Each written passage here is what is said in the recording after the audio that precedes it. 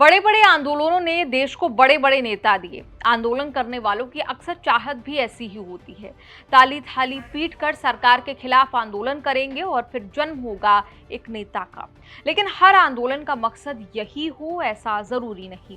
हाल में एग्जाम कराने वाले स्टाफ सिलेक्शन कमीशन यानी एसएससी को लेकर भी एक आंदोलन हुआ। आंदोलन का मुख्य चेहरा बने एक टीचर।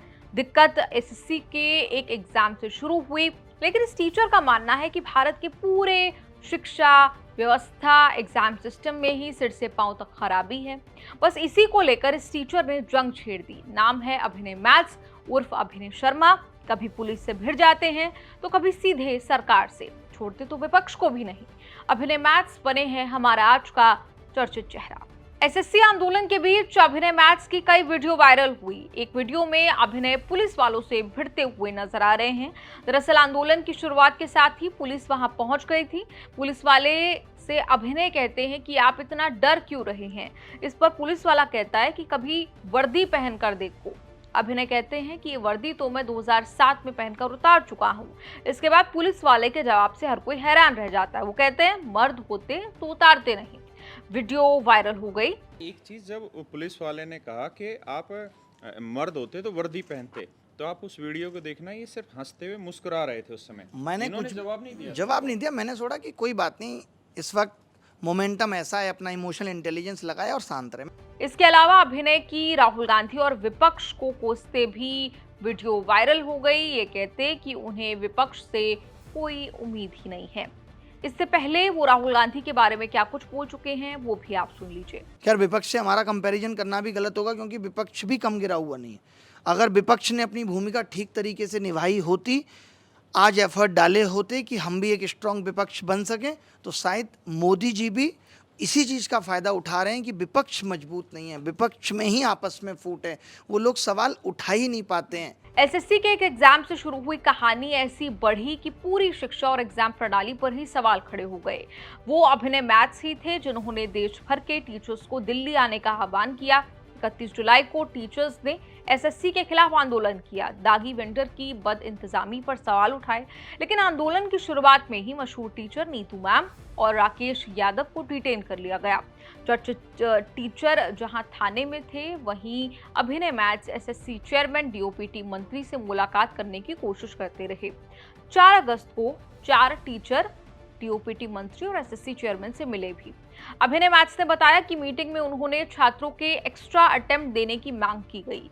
अभिनय ने कहा कि उन्होंने कम से कम 15 बार हाथ जोड़कर एक्स्ट्रा अटेम्प्ट की रिक्वेस्ट डीओपीटी मंत्री के सामने रखी, लेकिन साफ मना कर दिया गया। देखिए, मांग ये थी कि आपको एक एक्स्ट्रा अटेम्प्ट दिया जाए, जिसपे मैंने हाथ जोड़ के 15 से भी ज्यादा बार रिक्वेस्ट की कि एक एक्स्ट्रा अटेम्प्ट इसलिए बच्चों को दिया जाए ताकि 2023 और 24 की जो चीजें खराब हुई, जिसमें आखिरी अटेम्प्ट वाले बच्चे का नुकसान हो गया, उसकी भरपाई की जा सके। तो आपस में ही उन्होंने बात की और उस पर ये निष्कर्ष निकाला कि नहीं जी, ये नहीं दिया जा सकता।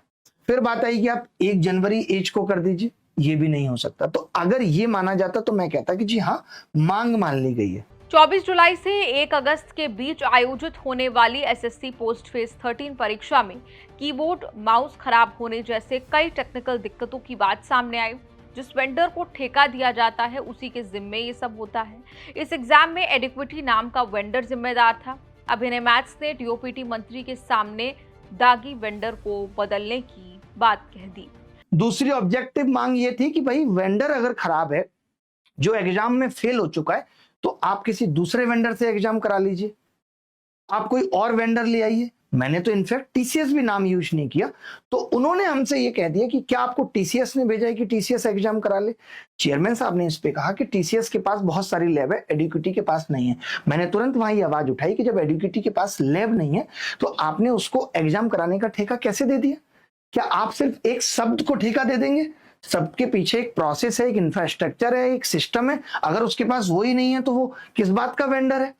ये सब बातें जब उठाई गई तो उनका सीधा कहना था कि आप कैसे डिसाइड करोगे कि कौन वेंडर एग्जाम लेगा? आप तो इस पे बात करो कि आपका एग्जाम ठीक होगा या नहीं होगा। हमने कहा अभी 50-53 हजार लोगों के साथ एसएससी फेज में गलत हुआ है। उन्होंने कहा री एग्जाम कर देंगे। हमने कहा कि बहुत सारे बच्चे उसमें भी छूट जाते हैं। उन्होंने कहा आप एक लिस्ट दे दीजिए, वेरीफाई करके उसका भी एग्जाम करा देंगे। ये बोल दिया गया। अगर आप कहेंगे कि मांग थी ये, तो ये मांग नहीं थी, ये तो उनका फर्ज है जिन बच्चों के साथ गलत हुआ है उनका री एग्जाम कराना। वक्त बदलता है, फिर बदलेगा, सारा जहां अपना होगा। इसी मोटो के साथ जीते हैं अभिनय शर्मा। मैथ्स पढ़ाने वाले ये वो टीचर हैं जिनके नाम के साथ मैथ्स इस कदर जुड़ गया है कि अभिनय मैथ्स ही उन्हें कहा जाने लगा, ऐसे जैसे मैथ्स उनका सरनेम हो। 2007 से अभिनय ने छात्रों को पढ़ाना शुरू किया, इनकम टैक्स से लेकर जीएसटी इंस्पेक्टर तक। इस दौरान अभिनव ने कई सरकारी एग्जाम क्रैक किए, कई अच्छे पद उनके हाथ भी आए। चूंकि असल सपना एक्टर बनने का था, इसलिए वो मुंबई भी गए। इम्प्रेस हो गया। पढ़ाना तो 2007 से शुरू कर दिया था, बट दिल्ली मुखर्जी नगर में 2012 से शुरुआत की और 2012, 13, 14, 15, 16, 17 तक लगातार पढ़ाया और साथ के साथ सरकारी नौकरियां भी मैं लेता रहा। 2016 में लगा यार कि पढ़ाते पढ़ाते बहुत एक स्टेगनेंट सी लाइफ हो गई थी, मतलब ठहर सा गया था जीवन। तो लगा यार कुछ और करने का वक्त है, तो फिर मैंने एक नौकरी ज्वाइन कर ली और मैं मुंबई चला गया। पहले से ही एक्टर बनने के ख्वाब थे, तो लगा यार मुंबई पहुंचेंगे तो लोग थाली लेके खड़े होंगे, बाबूजी आप आओ एक्टर बन जाओ। बट वैसा कुछ हुआ नहीं, हम ऐसा सोचते हैं। और 3-4 महीने वहाँ पे ख़राब करने के बाद फाइनली मैंने नौकरी छोड़ दी। नौकरी छोड़ के मैं वापस फिर मुखर्जी नगर आया और मैंने फिर से जीरो से शुरू किया। इसीलिए मैं लिखता हूँ कि वक्त बदलता है, फिर बदलेगा, सारा जहाँ अपना होगा, क्योंकि मैंने अपने जीवन में बहुत बार जीरो से शुरुआत की है। और आपको भी ये कहूँगा कि जब भी आपको हारा हुआ लगे, जब भी आपको ऐसा लगे कि यार अब कुछ नहीं हो सकता, बहुत कुछ बर्बाद हो गया, तब फिर से जीरो से शुरुआत करिए। अभिनय शर्मा का वक्त ऐसा बदला कि किसी जमाने में उन्हें 250 रुपए प्रति घंटे पढ़ाने के मिला करते थे। आज की तारीख में वो रकम 2 लाख रुपए प्रति घंटे से भी कहीं ज्यादा की है। 2012 में सबसे पहले इनकम टैक्स के लिए सेलेक्ट हुआ था, देहरादून मेरी पोस्टिंग थी, वो मैंने ज्वाइन नहीं किया। 2013 में मैं डिविजनल अकाउंटेंट बना था और मेरी पोस्टिंग थी नागपुर, वो मैंने ज्वाइन नहीं करा क्योंकि लगता था यार दिल्ली में ही ज्वाइन करेंगे, दिल्ली में मिल ही जाएगी। लेकिन फिर पढ़ाने में इतना बिजी हो गया था कि फिर हो नहीं पा रहा था कुछ। उसके बाद 2014 में जीएसटी इंस्पेक्टर था, उस टाइम तो एक्साइज होता था। ये वाली नौकरी मैंने 2016 में दिसंबर में जाके ज्वाइन की। सोचिए ज्वाइनिंग भी कितना लेट होती थी। 2014 का एग्ज़ाम है और दिसंबर 2016 में ज्वाइनिंग आ रही है। लास्ट जो मेरी जॉब थी 2015-16 में जो मेरी जॉब थी वो ऑडिट ऑफिसर की थी, जो कि एक गजेटेड पोस्ट थी। वो मैंने ज्वाइन नहीं की, बट वो मेरी आखिरी नौकरी थी। और जब मैं नौकरी छोड़ के आया था तो मेरे बैक ऑफ द माइंड ये जरूर था कि मुझे इस बार भी नौकरी मिल जाएगी। तो अगर कुछ नहीं हुआ तो ठीक है, एक नौकरी तो है ही। तो ये चीज़ मेरे पास हमेशा से एक प्रिविलेज था कि मेरे बैक में एक सरकारी नौकरी का सपोर्ट था। वैसे ये बात कम ही लोग जानते होंगे कि 2006 से 9 तक अभिनय मैथ्स स्टैंड अप कॉमेडी कर चुके हैं।